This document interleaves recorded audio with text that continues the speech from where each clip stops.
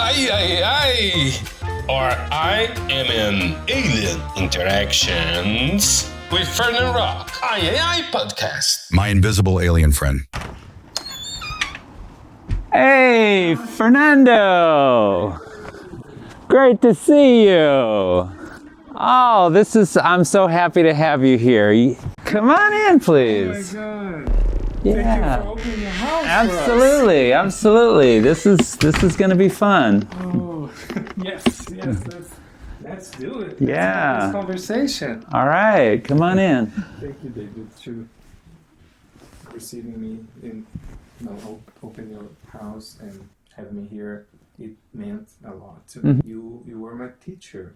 You were my English second language teacher when I first arrived in the US. You helped me in such many ways. I don't even know if you are aware how important you were for me when I was, just starting my life from scratch in another country here in the US. You not just teach me how to communicate, to express myself in English language, but also to get back my confidence that was really heartbroken when I got here. And the circumstances that made me decide to leave my country were heavy. I'm very grateful for you and for all that I witnessed you doing for other students there as well. So thank you. You're very welcome. Wow, I'm very honored to have played a role in your life. You were, and it wasn't all me. I mean, you are the kind of person who you're forging your own path here, and so it was really an honor to be a part of all of this with you. Thank you. You bet. So can you share with us what made you decide to be a teacher, an English teacher, and an English second language teacher? What brought you to this world, to education, and so specifically teaching English to foreigners in the US? Yeah. Whew, boy, that's I could start, with a short story or a long story. After high school, I went in the Navy, and I had never traveled abroad before, and so I found myself, going to places I never dreamed or imagined I would go to, mostly like in the Indian Ocean, the coasts of that, and Asia, and so Southeast Asia. So I became fascinated with learning about other places, other people, and getting to know them. It was just such a inspiring, life-giving activity. And so anyway, after that experience, I joined a group called Up With People, and I traveled with them for a year. It's a musical touring group of students. They were in existence up until just a few years ago. I got to live with host families, with a group of 100 other students from 16 different countries. And so it was an amazing experience, and I got to fulfill my, passion for travel and discovering our world with my passion as a performing artist, because I sang and danced in that program as well, a lot. We toured 100 different communities, I think, and performed on small high school stages in rural Oklahoma, all the way to the rugby league grand finals in Sydney and the Plaza de Toros in Mexico City. And then on TV and British Columbia. So that was an amazing experience. So getting toward your question, after college, I was a international student advisor. That was the career I thought I was going to be in, but I soon realized, after having done the job for a while, it was very, a lot of bureaucracy, a lot of paperwork, and I didn't like being tied to a desk, and I didn't like, the Anyway, it didn't work out for me, and so I ended up, working in the business world, real estate, groceries. But my heart was always saying, you got to get back into education, international education somehow. And people had been telling me, David, you'd make a great teacher. And I thought, I could never see myself teaching in like K through 12. Don't really have, I'm a parent already. I don't want to be a parent to another 20, 30 children. So, but in the jobs I had, outside of education, the best part of it for me, my most favorite part was the times when I got to train other people. Okay. And so there was just something about that really made me feel whole and useful, and say to myself, you're good at this. I'm good at this. So, I'm started thinking about, teaching, and then I met some people who were actually doing it, teaching ESL, English as a second language, and making a living at it. See, I didn't think that was, I had only known sojourners before then who were, just working temporarily in gigs. But when I finally learned that, hey, you can actually make a career out of it and make more money, not a lot, of course, but make more money than I had been earning at the time, I can, I can do this. And, but the thing, and I knew I wanted to teach ELL, English language learners, but I didn't realize how right I would be for the job until I had been working in a business environment where I was expected to multitask a lot. And I realized that I am not good at this. Not only am I not good at it, I can't, spin 3 or 4 plates at a time. But if you haven't figured out through watching this video, I don't speak very quickly. And so that was not always valued in, other roles I had had. But, I'll ask you, did you appreciate that I'm not a fast speaker when you were in my classroom? Well, a lot. Okay. That helps a lot. Uh-huh. Especially if you're learning and you're getting used to the language. Uh-huh. So I remember the class loved you. The students really appreciate and get a quick bound with you. And I want to circle back with something you mentioned briefly. Sure, yeah. About performing. Okay. So I think that's, as they say, is the sauce of your teaching and create such a admiration quickly and connection very quickly with all the students from all over the world, which is, it's a very different, at least different class. Yeah. Not all teachers will have a class with people from all over the world like you do. There's so much cultural differences, and it was incredible to witness and to watch you teaching and getting these connections so easily. And I bet this has something to do with your performing background. So can you talk a little bit more? What kind of music do you sing in this time touring? Yeah. And navigate a little bit more for us to imagine. Yeah. You were on stage and practicing. I will bring something else that I remember you doing in class. Okay. Well, I've always been a theater nerd, buff, whatever. Since middle school, performing in plays and musicals and such. But yeah, so and being a teacher just gives me an outlet to do that, and it helps. They feed off each other. There's a lot of synergy going on there, because as a teacher, especially in teaching another language, you have to improvise a lot. Okay, and so that comes in very, my skills in acting come in handy there. And then music, I mean, during Up With People, I learned a lot of songs in different languages, okay? Italian, Spanish, French, Russian, Zulu. Wow. Yeah, so, and probably a number of others. And so, and fortunately, I don't quickly forget songs.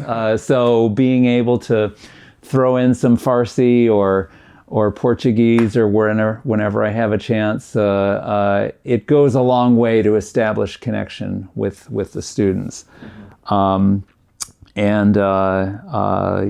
it's just, and then also, I think music is a great way to learn grammar and to learn pronunciation because, you know, many of the songs I'm playing in class are probably familiar, you know, to my students because, you know, English and entertainment is a big export of the United States, and so I could play a Beach Boy, or I could sing a Beach Boy song or a Beatles song, and students will say, "Oh, that's what they've been singing all this time." Okay, so it works well. I remember you doing characters during your class. Oh, okay. Can you explain for our listeners and audience, like, what inspiration you got to make some characters during class?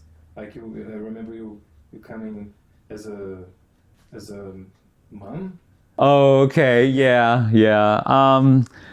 Well, if we're learning English, you have to participate. The students have to participate, and so I'm waiting for a response. I'm waiting for feedback to someone to please say something in the class, and I can't help but think of one of the final scenes of Titanic where you have, sadly, all these dead corpses floating in the icy water, and here you have a British, boat captain with a spotlight. "Is anybody alive out there?"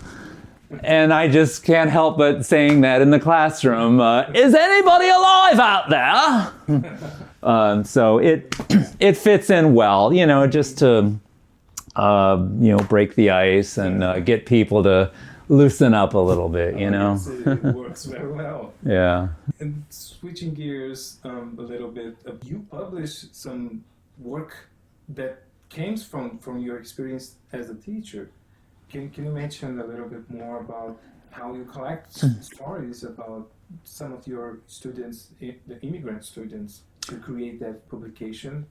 Yeah, well, it's the title of it is Stories from Our Lives, and it's a collection of essays written by students in the English language program at Lake Washington Tech.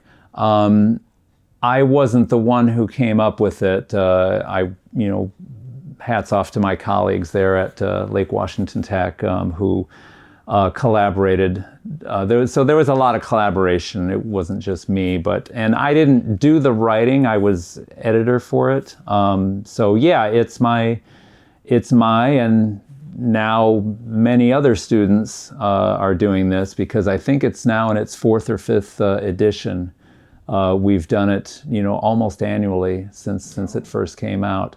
But yeah, students are just writing about family members or their different experiences, maybe perhaps integrating into life in the United States, or just simple things as, making a big purchase. And I've read, and it's not just my own students, it's other students who are now participating in this. It's a wonderful, it makes for a wonderful keepsake for the students too, to say like, wow, here I am, an immigrant to this community, and that's my name in print. And we've also collaborated with the art students there, so they are invited to create interpretations of the stories that are placed in front of them. And so, yeah, I'll definitely show you a copy of that. You'll be, yeah. You also mentioned you live for 1 year. You live in Uruguay? Yeah. How was that experience of you being an immigrant for a year? Yeah. How was to live abroad, the U.S.? Extreme for me anyway. Before that, when I was in the Navy, I had lived in the Philippines and Bahrain, but I mean there it's different because I was attached to a ship or I was attached to a base, and I always had refuge. Okay, and I could function all the time in English as well. So it's kind of like, maybe being in another country but never leaving the embassy. So and then in Up With People, yeah, we stayed with host families and we traveled, but we were kind of like rock stars, so you're not really getting down with the natives, if I can use that term. But moving to Uruguay, so I was doing my internship for grad school, and but I so wanted to do that. I was so ready for this experience because I had studied I had studied Spanish, and I really wanted to put it to the test. Really wanted to go native, if you will. But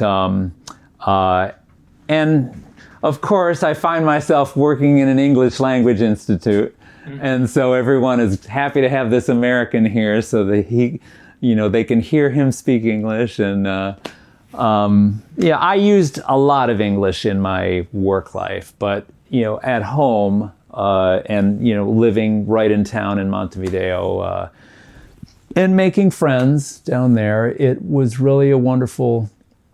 It put everything I had been learning to the test, because my graduate program was in intercultural management. So I had a lot of objectives for my program that I had to meet, both personal and professional. And so and then what do you know? I met someone and fell in love down there, and so now Uruguay is forever a part of me. My kids are half Uruguayan. Of course, my in-laws as well. And looking around the house, you'll find just all sorts of trinkets and artisan items from Uruguay as well. Yeah. Do you visit there? Pretty frequently. I mean, about once every 3 years, although it's been beyond that lately. So, but we've always kept strong ties. And your Spanish works well, so it thrives in there. Oh yeah. I mean, I'm comfortable with it. My fluency is not as far along as I would have expected it to. My wife doesn't have patience with my Spanish. No, I got to stop blaming her, because it's all on me. But my kids, they were able to learn enough of it to get by on their own as well too. So I'm really happy about that. I also tried Spanish. I traveled to Spain and Colombia and in Argentina. Okay. There are 3 different countries that speak Spanish in a very different way. Right, yeah. And my Spanish wasn't that great. Uh-huh. I thought it was. Yeah. But, like you said, we can communicate. Uh-huh. You see people got annoyed sometimes, and when I listened and talked to each other, I couldn't understand a thing, because it was so fast. Right. And so I can't relate. Yeah. And more than that, now that I'm living in the U.S., so it's a totally different experience. Before, I just traveled for work, in theater, and like you said, being there, living with the natives, it's very different. Which brings me to the next question. I'm so honored that you opened your house to receive me. When you were there, Uruguay, you said you were with families, so you entered other families' houses. How was that feeling, and how receptive they were with you? And tagging to this question, You mentioned that when I was your student, you throw a little parties with some students. Your students are all adults. Yeah. And, so how often you open your house for foreign people, not in your family? Yeah. Well, not as much as I'd like to. I mean, well, no, pretty often. We have a church study group, Bible study group. We host it here about once a month, and we do it in Spanish, and so we have people from Mexico and El Salvador and Argentina, in addition to my wife, Uruguayan, here. And it's certainly open to anyone else who wants to come. So, but, just through the nature of my work, I'm always interacting with people from other countries. I don't necessarily have events for my students, but sometimes, like you, my former students, I continue relationship with them, and then we end up becoming friends. One of my students, he became a handyman, and so, and because I'm not very good with tools, I have him over here from time to time to take care of things that I'm not confident to work on myself. In any of these interactions, do you feel like weird sometimes with like cultural differences or barriers? You never felt like this is strange, like some attitude or behaviors never bother you, like, or make you uncomfortable? I'm what I call a xenophile, opposite of xenophobe. Okay. So I dig people who are different than me, and I celebrate the differences, So yeah, and so even though we may disagree on different things or perspectives, I appreciate the vive la différence, all that. So and I was actually sidebar here, I had actually had the dream not to work in Uruguay but to work in Brazil, because my Portuguese is not quite where I want it to be. So I thought, okay, I'm gonna work in Brazil my Spanish is good enough for now, so I'm gonna work in Brazil for a while.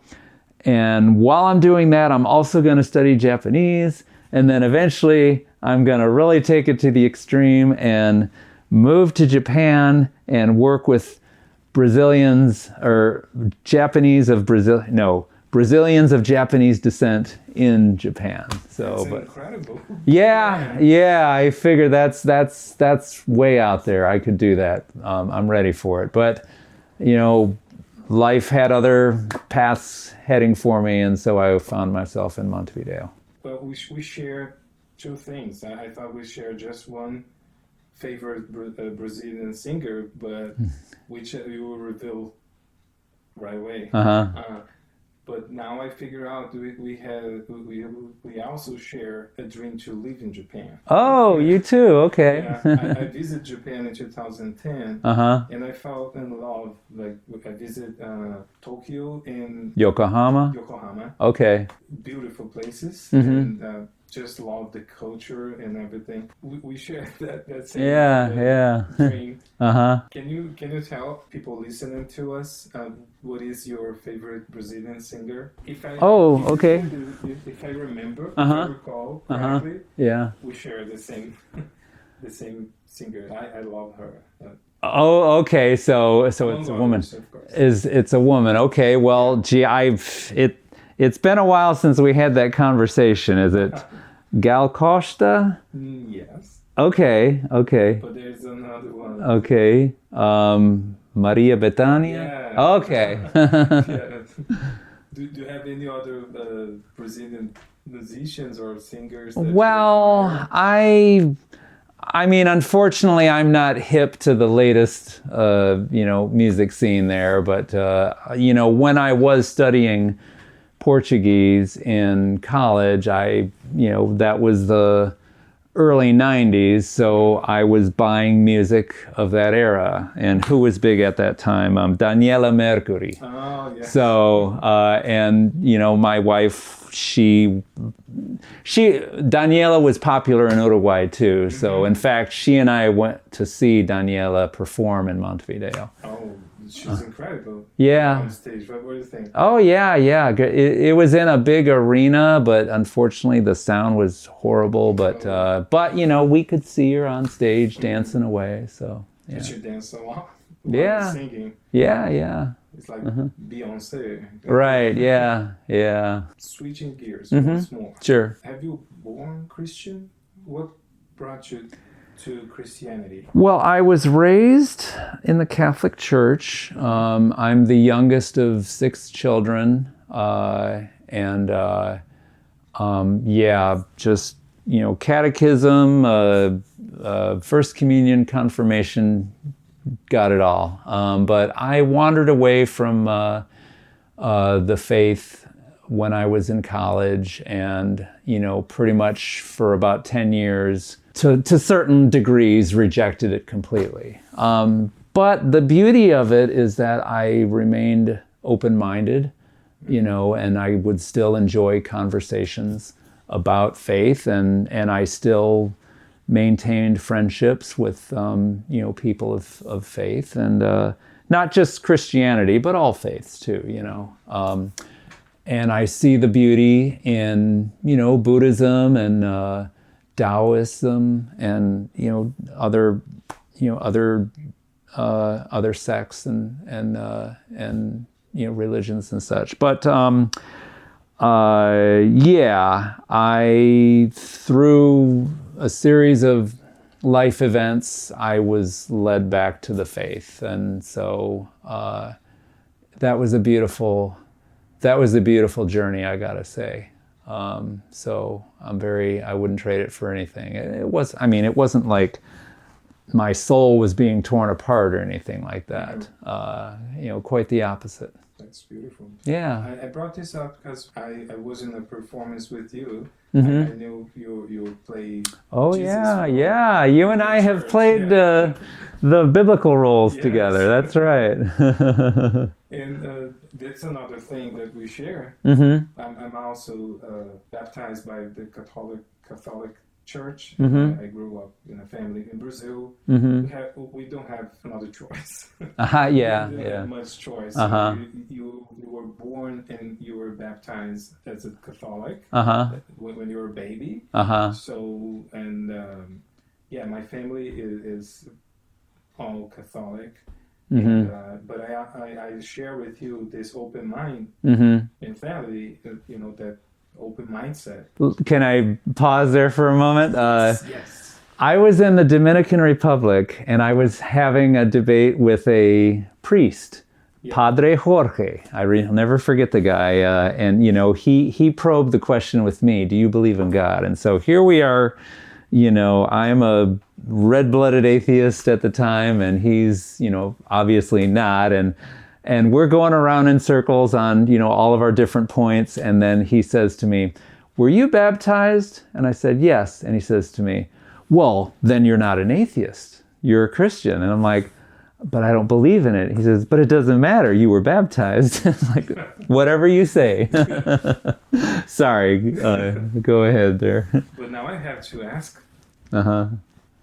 I know the answer, but I have to ask, do you believe in God? Oh, yeah, definitely, yeah. Because the way you put it, if you're baptized or if you go to the church on Sundays, it doesn't imply that you believe in God, right? I'm not like Christian in name only. No, I'm fully there. Yeah. I mean, I found myself.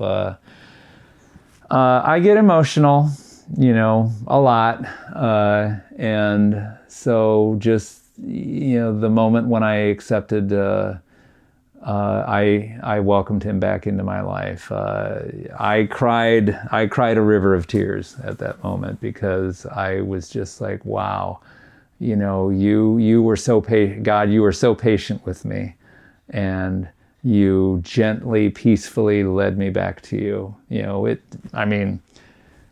I had challenges there, and it wasn't something that, I just made a logical, rational decision. It never happens that way, okay?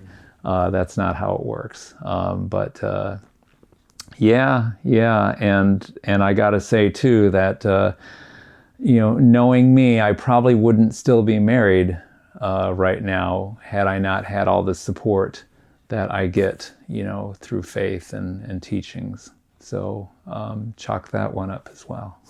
Could you share with us one powerful lesson from Jesus served you in your journey? As you mentioned, how powerful the faith was for you, and how you kind of return after a period of staying away from church. Do you have one or a special one that you remember touch you deeply, bring you back to the church?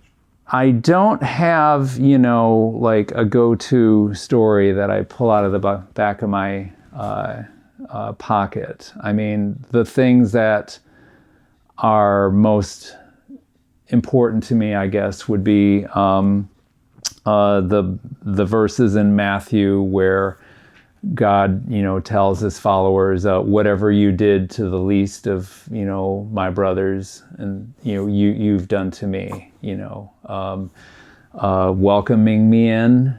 I was the stranger and you welcomed me in. I was hungry and you gave me food. I was naked and you provided me shelter. I was in the hospital, I was sick and you comforted me. All of that, that guides me a lot in how I, live my life and prioritize it. In the moment when I felt that I need to accept Christ as my Savior was when I was at a very low point in my life, feeling that I was a new parent, okay? My kids were, toddlers, and I just couldn't keep up with all the demands and the expectations, and I didn't really feel I had someone who could understand me, and I was invited that, there is someone who will and is here right now waiting for you to welcome him in. And so that was when I said, okay, here I am, Lord. You are my Lord and Savior. So there you are. That's beautiful. Yeah, thank you. Powerful and inspiring. Thank you. Thank you very much. Yeah. Thank you so much for sharing a glimpse of all your greatness that I know. I know for having studied with you and sharing other moments in my life with you. I'm so grateful to get to know you, and hopefully people who are listening will get to know a little bit more and see that great person, that incredible teacher, father, a man of family and faith that you are. Thank you so much. There isn't anything you want to say before we went this conversation for people listening? Well, I mean, in my own true fashion, I'll end it with a verse from not the Bible, but that great movie of the 1980s, Arthur. The song, I think the singer was Stephen Bishop. And there's so much more no one's ever heard before. Anyway, something's telling me it might be you. Thank you, Fernando. This has been a pleasure, and I thank the world of you too. Thank you. You bet.